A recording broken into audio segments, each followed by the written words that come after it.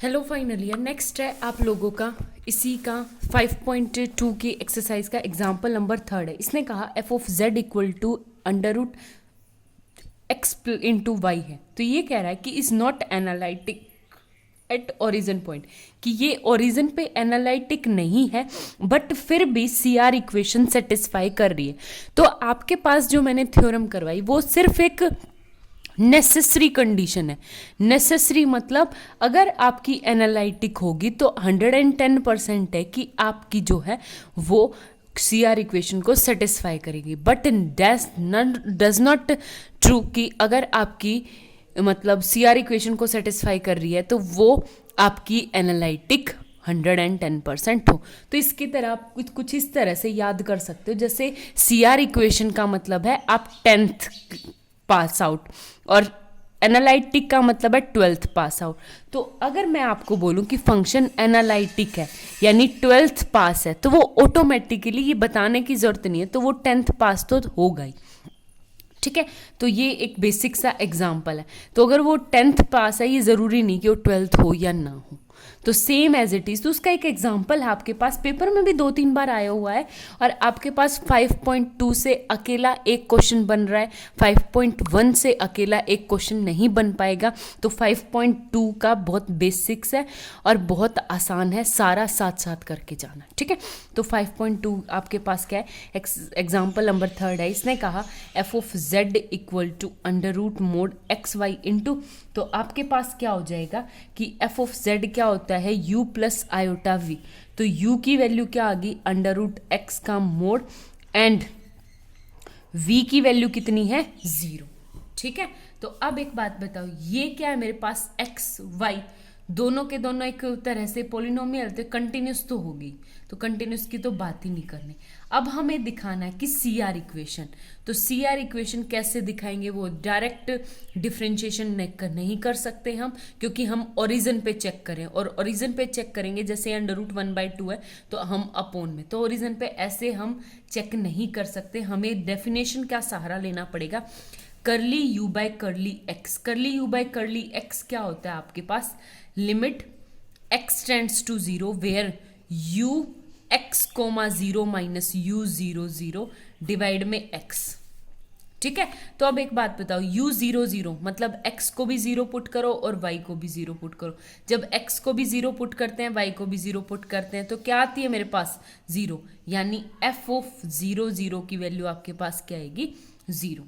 ठीक है, आगे बात समझ में। तो अब आपके पास क्या आगे, यहाँ पे पुट करो सबसे पहले x को u के अंदर, x को 0 एंड y को, ये भी क्या आ जाएगा, 0 माइनस 0 अपॉन में x इक्वल टू कितना आ गया, 0। तो आपके पास curly u by curly x की वैल्यू कितनी आ गई, 0। Same as it is curly u by curly y की वैल्यू निकालेंगे, तो curly y by x same as it is, limit y tends to 0 u 0 comma y minus you 0 0 divide में y, ये भी क्या आ जाएगा आपका सेम 0। करली v बाय करली x भी 0 एंड करली v बाय करली y भी क्या आ जाएगा, 0। तो आप यहां से देखोगे तो आपके पास क्या आ गया, U X equal to V Y 0 0 and U Y equal to minus of V X 0 0 0 के नेगेटिव के इक्वल होते हैं। तो सी आर इक्वेशन क्या कर रही है आपकी, सेटिस्फाइड कर रही है। ठीक है, सी आर इक्वेशन सेटिस्फाई करगी। अब हमें चेक करना है कि ये फंक्शन आपका एनालिटिक है या नहीं है, मतलब मेरा फंक्शन डिफरेंशिएबल है या नहीं है। तो आपके पास ये डिफरेंशिएबिलिटी की जो कंडीशन है ना, वो आपकी एग्जिस्टेंस होनी चाहिए साथ में। ठीक है, एनालिटिक प्रूव करने के लिए डिफरेंशिएबल प्लस सी आर। तो अब हम डिफरेंशिएबिलिटी चेक करेंगे, तो डिफरेंशिएबिलिटी हमें ओरिजिन पे चेक करनी है। तो आपके पास क्या होगी, F of dash 0 equal to क्या होता है, limit z tends to 0 where क्या आ जाएगा, F of z minus F of z naught का मतलब 0 upon z minus z naught मतलब 0। ठीक है, तो एफ ऑफ 0 की वैल्यू 0 थी, ये क्या आ गया, लिमिट z टेंस टू 0 और F of z upon z। ठीक है, ये आ गया।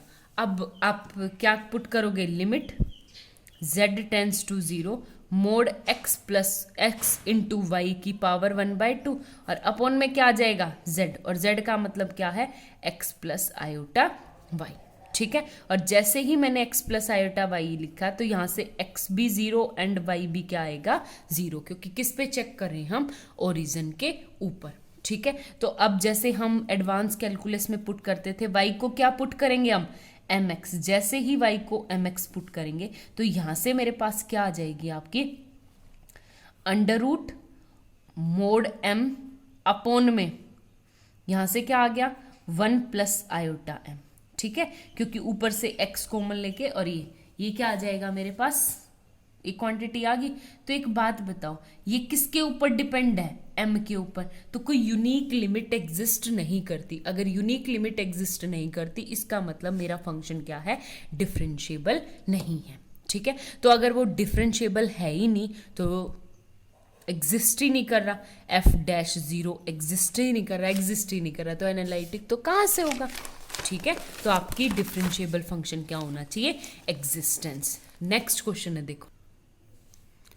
देखो नेक्स्ट क्वेश्चन है आपका, फोर्थ एग्जाम्पल है ऐसे ही। ठीक है, तो आपका क्या हो जाएगा, F of Z equal to this quantity where Z is not equal to 0, और 0 कब, जब जेड इक्वल टू 0 के इक्वल हो। ठीक है, तो इसने स्पेशली कहा है कि ये फंक्शन आपको कंटिन्यूस प्रूव करना है और हमें सी आर इक्वेशन सेटिस्फाई करवानी है एट ओरिजन 0 0 पे, but f-0 does not exist, same वही कि डिफरेंशिएबल नहीं है, जैसे मैंने पिछला क्वेश्चन करवाया। ठीक है, पिछला क्वेश्चन ज़्यादा सिंपल था, इसमें हम कैसे करेंगे देखना आप लोग। जैसे मेरे पास है F of Z equal to, सबसे पहले मैं इसको अगर सेपरेट कर लूं तो ये क्या हो गया मेरे पास, x cube plus x cube iota minus Y cube minus minus plus Y cube iota upon में x square plus Y square. तो आयोटा वाली टर्म अलग और ये टर्म अलग, तो ये क्या आ जाएगा मेरे पास, x cube minus Y cube upon x square plus Y square, और बीच में प्लस का iota into x cube plus Y cube upon में क्या आ जाएगा, x square plus Y square. तो आपके पास यहाँ से u ऑफ एक्स वाई की वैल्यू क्या आ गई, x cube minus Y cube upon x square plus Y square, and v of x y की वैल्यू क्या आ गई आपके पास, x cube plus Y cube upon x square plus Y square. ठीक है, अब एक बात बताओ, ये क्या है मेरे पास, रेशनल फंक्शन है एक्स वाई का, और जिसमें डिनोमिनेटर क्या होगा आपके पास, नॉन जीरो डिनोमिनेटर। इसको लिमिट कैसे प्रूव करने का कैसे तरीका है कि आप जब इसमें लिमिट लगाओगे तो ऊपर का भी डिफरेंशिएशन नीचे का भी डिफरेंशिएशन, ऊपर का भी बाय हेल्थ हॉस्पिटल से होगा ये क्वेश्चन। ठीक है, तो इसके कंटिन्यूस प्रूव करने की आपको ज़्यादा जरूरत नहीं है, तो ये है कंटिन्यूटी फॉलो करता है, यानी ये कंटिन्यूस है। ठीक है, तो अब हम क्या करेंगे, कुछ भी नहीं, सिंपल सा आप पुट करो, u को तो पुट करो, x को पुट करो r cos theta, and y को y को क्या करो r साइन थीटा। जैसे ही पुट करेंगे तो नीचे तो क्या आ जाएगा, r square common, cos square theta plus sine square theta, cos square theta plus sine square theta वो कट जाएगा, ऊपर से आर क्यूब नीचे से आर स्क्वायर, ऊपर से आर क्यूब नीचे से आर स्क्वायर, तो एक आर, तो आपकी यहाँ से u की वैल्यू क्या बनेगी, R cos cube theta minus sine cube theta, and v क्या आ जाएगा, R cos cube theta plus sine cube theta. ठीक है, सिंप्लीफाई करना है। अब एक बात बताओ, जैसे हम जीरो की तरफ अप्रोच करेंगे, आर मतलब जेड, दो वैल्यू डिपेंड है आपकी। जब मैं जीरो की तरफ अप्रोच करूंगी, यानी जब मेरा आर यहाँ पे भी जीरो यहाँ पे भी जीरो, तो यू भी जीरो आपका और वी भी क्या हो जाएगा आपका जीरो। ठीक है, क्योंकि आर क्या हो गया आपका जीरो, तो एक्स भी जीरो जहाँ पे वाई भी जीरो, तो आपके पास क्या आ जाएगी यहाँ से कि limit r tends to 0 u equal to limit r tends to 0 v, दोनों की दोनों क्वांटिटी क्या हो जाएगी आपकी 0। ठीक है, तो same as it is limit z tends to 0, f of z भी क्या आ जाएगा 0, तो यानी f ऑफ 0 के बराबर जो दे रखा है। ठीक है, तो आगे कैसे सॉल्व करेंगे? कंटिन्यूस तो ये बाय चांस रैशनल फंक्शन से हो गया। अब हमारे पास है इसका, हमें दिखानी इसकी CR equation. CR equation satisfy करवाने के लिए वही देखो जैसे हमने बेसिक अपने उसमें किया था, करली यू बाय करली एक्स, कहाँ पे? जहाँ पे z इक्वल टू 0, तो x के विद रिस्पेक्ट में है तो लिमिट x टेंड्स टू 0 हो जाएगा, u x comma 0 minus u 0 0 upon में क्या है आपका x, तो u 0 0 कितना है 0, तो इक्वल टू क्या आ जाएगा limit x tends to 0 u x 0 upon में x। ठीक है, तो ये क्या आ जाएगा limit x tends to 0 u x 0 0 का मतलब है कि आपकी है एक्स क्यूब अपॉन में u x 0 नीचे एक्स स्क्वायर था और x था, तो ये क्या आ जाएगा यहाँ से 1। तो ये जो वैल्यू रखी है ना आपकी वो इस वाले फंक्शन की रखी है u की और v की। ठीक है, और जो 0 0 रखी है वो यहाँ से रखी है कि आपकी लिमिट 0 पे भी 0 है एंड v पे भी 0, कब? जब r टेंड्स टू क्या करेगा 0। ठीक है, जहाँ पे x और y दोनों क्या होंगे 0। आगे बात समझ में? तो इससे आगे सेम एज इट इज आपके curly you by curly Y, curly you by curly Y निकालेंगे तो limit y tends to 0 u 0 y minus u 0 0 upon में y, तो आपके पास क्या आ जाएगा लिमिट y टेंड्स टू 0 और यहाँ पे 0 y रखेंगे तो आपका माइनस वाई क्यूब अपॉन में एक y और एक y स्क्वायर, यानी क्या आ गया यहाँ से माइनस का 1। Same curly v by curly Y x निकालेंगे तो ये क्या आ गया लिमिट x टेंड्स टू 0 और फंक्शन की value v x comma 0 minus v 0 0 upon में x, क्या आ जाएगा यहाँ से वही same limit x cube upon x cube किसके इक्वल 1 के इक्वल, और curly v by curly y equal to limit y tends to 0 v 0 comma y minus v 0 0 upon में y इक्वल टू किसके है इक्वल। तो अब एक बात बताओ, अगर यहाँ से आप देखोगे तो करली u बाय करली x 1 करली v बाय करली x 1, तो ये आ जाएगा ux equal to V Y, हाँ ये 1 and uy equal to minus of V X, minus ये नेगेटिव का 1 ही तो ये माइनस ऑफ वी एक्स। ठीक है, तो इसका मतलब सी आर इक्वेशंस क्या कर रही है आपकी सेटिस्फाइड है एट ओरिजिन, किसके ऊपर ओरिजिन के ऊपर। ठीक है, अब हम चेक करेंगे कि ये फंक्शन डिफरेंशिएबल है या नहीं है। तो फंक्शन डिफरेंशिएबल चेक करने के लिए हमारे पास f dash z nought equal to क्या होता है limit z tends to z nought f of z minus F of z nought upon z minus z nought. तो z नोट क्या है आपका 0, तो f of dash 0 equal to क्या आ जाएगी limit z tends to 0 F of z minus F of 0 upon z minus f 0।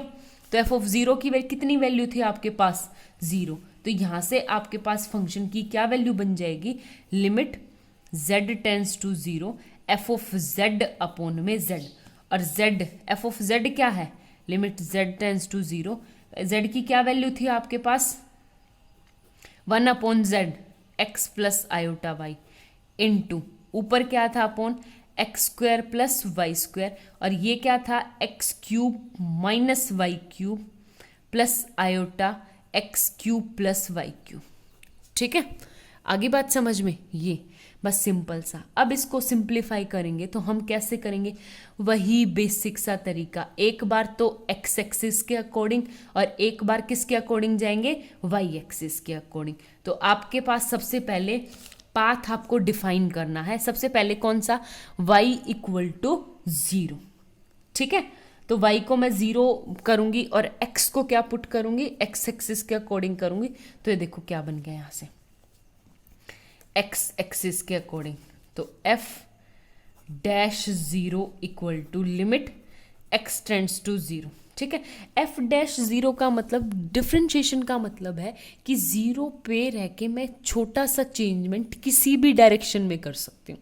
ठीक है, तो यहाँ पे पहले तो एक्स एक्सिस के अकॉर्डिंग लिया तो वाई क्या हो जाएगा 0, तो ऊपर क्या आ गया x cube plus iota X cube upon में क्या आ गया एक्स स्क्वायर इंटू एक्स, यानी ये हो गया मेरे पास 1 प्लस आयोटा।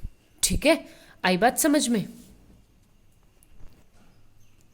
नेक्स्ट देखो, वाई एक्सिस के अकॉर्डिंग चलेंगे तो हमारे पास एक्स की वैल्यू कितनी, जीरो, तो F dash zero equal to limit Y tends to zero. तो यहाँ से क्या आ जाएगा, वाई माइनस का वाई क्यूब प्लस का iota Y cube into Y upon Y square, तो इक्वल टू ये क्या आ गया, -1 प्लस आयोटा।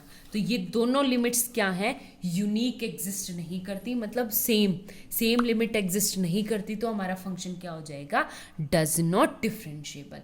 डिफरेंशिएबल नहीं है तो आपका ये क्या हो जाएगा, एनालिटिक। तो है ही नहीं, डिफरेंशिएबल है ही नहीं ओरिजिन पे। आगे बात समझ में, हमारा एक्स एक्सिस पे वाई एक्सिस पे, मतलब एक पॉइंट पे मैं एक्स एक्सिस के वाई एक्सिस या एक्स इक्वल टू वाई किसी भी डायरेक्शन में स्मॉल चेंजमेंट कर लूँ, वो होता है मेरा डिफरेंशिएबल की वैल्यू। ठीक है, आप इस तरह के जितने भी क्वेश्चंस है एक्सरसाइज के और एग्जाम्पल्स ट्राई कर लेना। Thank you.